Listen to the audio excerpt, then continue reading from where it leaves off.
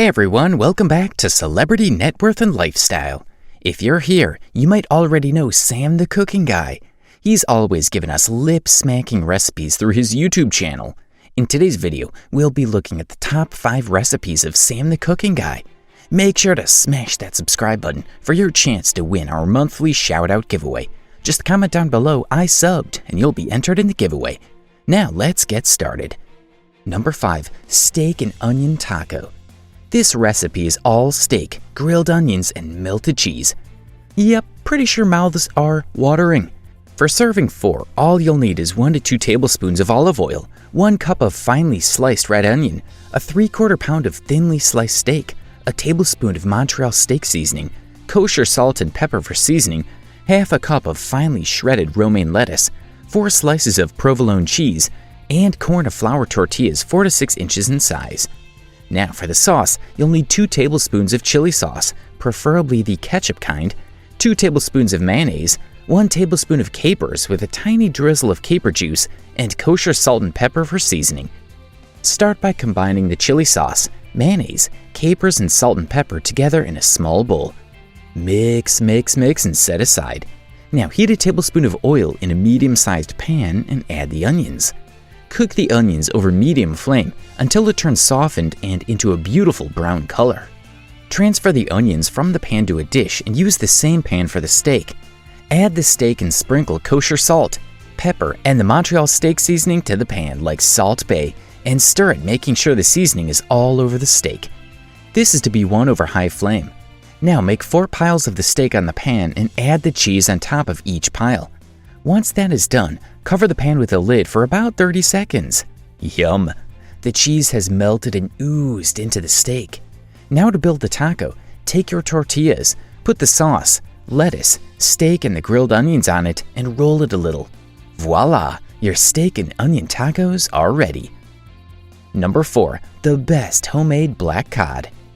For this yummy seafood recipe, you will need 1 whole cod fillet, the juice of 1 whole lemon, 1 clove of minced garlic, 1 teaspoon of freshly minced ginger, a 1/4 cup of sake, 1/3 cup of sugar, half a cup of soy sauce, green onion and sesame seeds to garnish. In a saucepan, combine the lemon juice, garlic, ginger, sake, sugar, and soy sauce and mix it well to bring the mixture to boil. Turn down the heat and simmer until the mixture turns thickened and a bit syrupy. This would take about 10 minutes. Now preheat an oven to broil and line your baking tray with foil. Place the cod on the foil. Don't be a penny pincher. Generously pour sauce over it. Make sure to baste the sauce all over the cod. Now place the cod about 6 inches away from the coil of the oven and broil it. For every inch of thickness of the cod to be cooked, it would take about 7 minutes. Our tummy will surely grumble once you see it getting crispy with little black dots all over it, and then the cod is cooked well. Now remove the cod from the oven and baste with a little more sauce all over it. Hold on, no, don't take a bite. Let's be a little creative. Garnish the dish with some green onion and sesame seeds. Ta-da! Easy and perfect recipe for your sudden seafood cravings. Number 3, Brussels sprouts and bacon flatbread. For anyone who hates Brussels sprouts, this could be a game changer. For this recipe, you'll need half a cup of fresh baby arugula, a 1/4 cup of shredded Monterey Jack cheese, a 1/4 cup of ricotta cheese, 2 bacon strips sliced widthwise, 1 pita bread, 3 to 4 whole Brussels sprouts sliced thinly, a teaspoon of extra virgin olive oil, half a teaspoon each of freshly ground pepper and kosher salt, 1 clove of minced garlic, and a pinch of red pepper flakes. Start by preheating an oven at 425 degrees. On a frying pan, over high flame, add the bacon and cook it until the edges get crispy. Now remove the bacon grease from the pan, leaving just a tablespoon, and throw in your sliced Brussels sprouts. While slicing the Brussels sprouts, the way Sam suggests is to cut off the top, the bottom, and remove a few of the outer leaves, and then slice it thin using a knife. Cook the Brussels sprouts in the bacon grease for about 6 to 7 minutes, and then take it off the flame.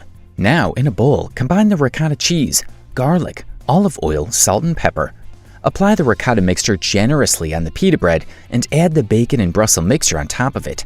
Now top it off with some shredded Monterey Jack cheese. Bake this in the oven for 12 to 15 minutes or until the cheese melts completely and the pita bread becomes slightly crispy.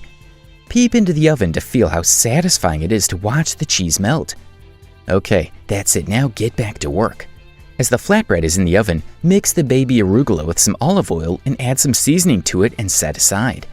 When the bread is cooked, remove it from the oven and top it with the seasoned arugula. Now your flatbread is ready to be sliced and served.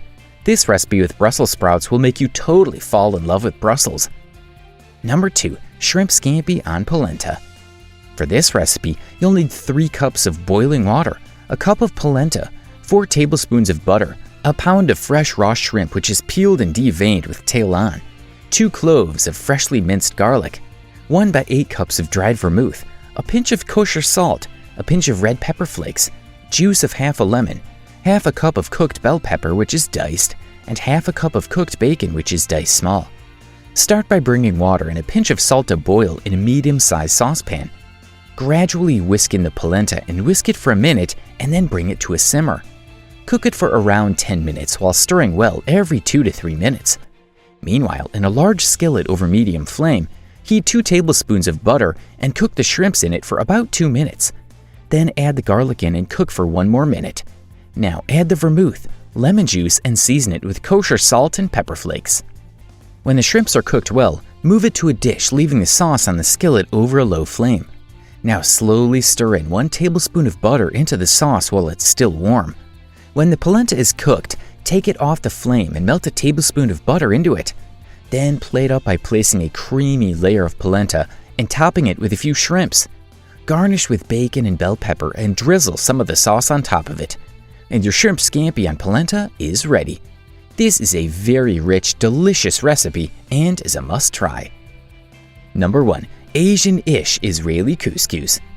For this Mediterranean Day special recipe, you'll need a cup of Israeli couscous, also known as pearl couscous, a neutral oil-like vegetable oil or canola oil, 2 cups of water, 2 cups of fresh baby arugula, 2 cloves of fresh garlic, half a teaspoon of sesame oil, half a cup each of finely diced green and red bell pepper, half a cup of finely diced white onion, a cup of thinly sliced shiitake mushrooms, a tablespoon of freshly minced ginger, a tablespoon of soy sauce, a teaspoon of rice vinegar, a 1/4 teaspoon of crushed red pepper flakes, and kosher salt. First, mix the ginger, 1 clove of minced garlic, soy sauce, rice vinegar, sesame oil, and red pepper flakes in a bowl and combine well and set aside. This will be the dressing for the dish. In a medium saucepan, heat a tablespoon of vegetable or canola oil and add in the couscous. Cook the couscous by stirring it constantly until it turns slightly toasty. This would take about 2 minutes. Now add water and a generous pinch of salt to the pot and cover and cook by bringing it to a boil. Once it boils, bring the flame down and cook for another 7 to 8 minutes. While it cooks, heat a tablespoon of oil in another pan and add in the pepper and onions. When it's just softened, add in the mushrooms and cook it for another 3 minutes. Then add the garlic and cook it until it gets fragrant. Once that's done, take it off the flame and set it aside. When the couscous is almost done, add the arugula to the water and stir it while letting the leaves wilt. Then remove it from the heat and drain it. Now it's time to mix the couscous, the vegetables, and the dressing in a large bowl. Grab a spoon and start eating.